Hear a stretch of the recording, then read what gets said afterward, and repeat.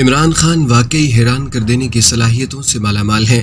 ایسے وقت میں جب وہ ہر وقت کشمیر پر اپنے خیالات کا اظہار کر رہے ہوتے ہیں۔ لگ بھگ 2 ماہ بیت چکے ہیں۔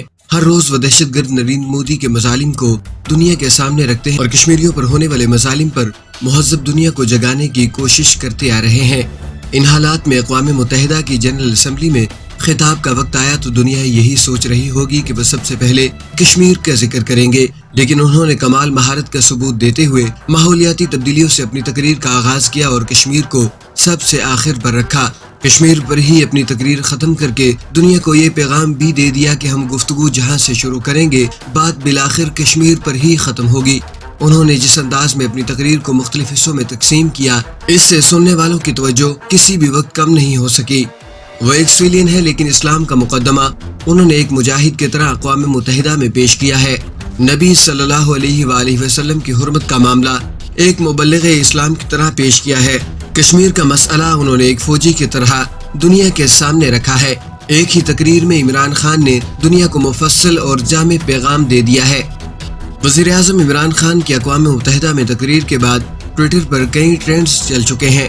عمران خان وائس آف کشمیر کے ٹرینڈ پر اب تک 8 لاکھ ٹویٹ ہو چکے ہیں۔ جب آپ ان سطور کا مطالعہ کر رہے ہوں گے یقیناً یہ تعداد 1 ملین سے بڑھ چکی ہوگی۔ سوشل میڈیا پر عمران خان کو بہترین تقریر پر زبردست انداز میں خراج تحسین پیش کیا جا رہا ہے۔ انہوں نے پاکستانیوں کے دل جیت لیے ہیں۔ یقیناً آج محصور کشمیری بھی عمران خان کے لیے دعائیں کر رہے ہوں گے اور امید بری نگاہوں سے ان کی طرف دیکھ رہے ہوں گے، کیونکہ انہیں عمران خان کی صورت میں آزادی کی امید نظر آ رہی ہوگی۔ یقیناً ایک دن وہ بھارتی تسلط سے نکلیں گے اور آزادی کا سورج طلوع ہوگا۔ عمران خان حقیقی معنوں میں ایک دلیر، بے خوف اور صاف بات کرنے والے لیڈر کے طور پر ابھر کر سامنے آئے ہیں۔ سوشل میڈیا کے ٹرینڈز میں عمران خان سب سے نمایاں ہے۔ وہ ایٹمی طاقت اور بہترین فوج کے حامل ملک کے وزیر اعظم ہونے کے باوجود ایک امن پسند لیڈر کے طور پر سامنے آئے ہیں۔ انہوں نے نہ صرف دنیا کی توجہ حاصل کی ہے بلکہ عالمی طاقتوں کو بہت کچھ سوچنے پر بھی مجبور کیا ہے۔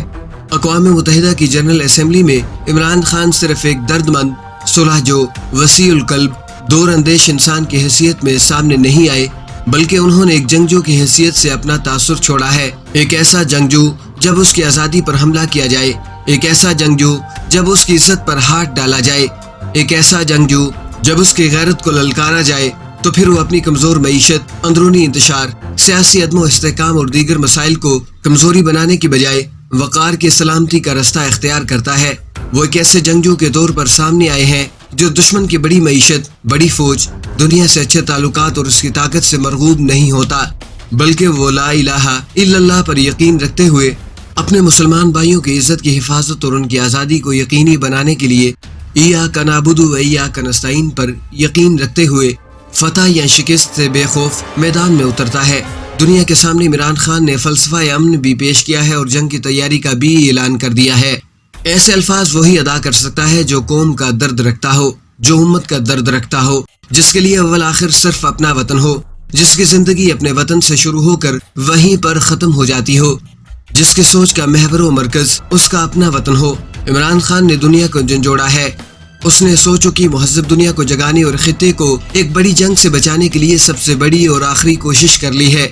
دنیا کو پر امن رکھنے اور 2 ایٹمی طاقتوں کو ٹکراؤ سے بچانے کے لیے وہ اس سے بڑھ کر بلا کیا کوششیں کر سکتے ہیں۔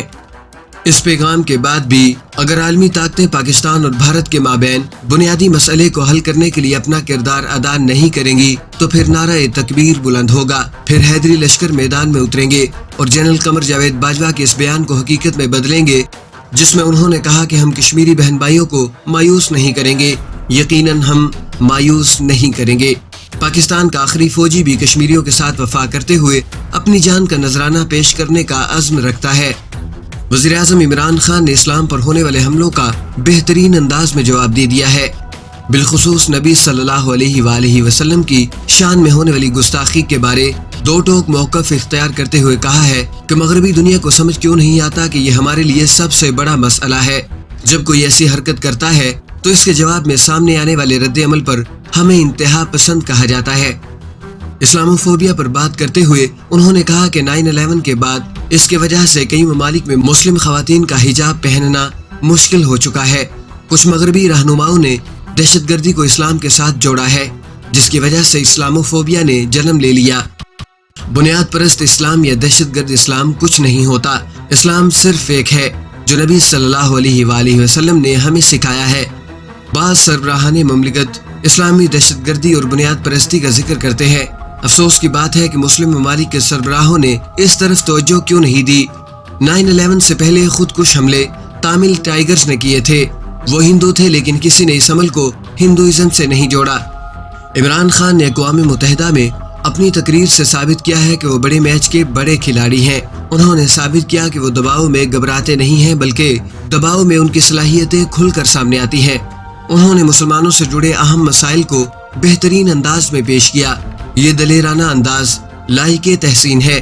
ہماری دعا ہے کہ کشمیر کا مسئلہ جلد حل ہو جائے اور کشمیریوں کو آزادی کا سورج دیکھنا نصیب ہو، وہ اپنے مستقبل کے فیصلے خود کر سکیں۔ اگر ایسا ہو جاتا ہے تو وزیر اعظم عمران خان کا نام ہمیشہ ایک پرامن اور بڑے رہنما کے طور پر ہمیشہ یاد رکھا جائے گا۔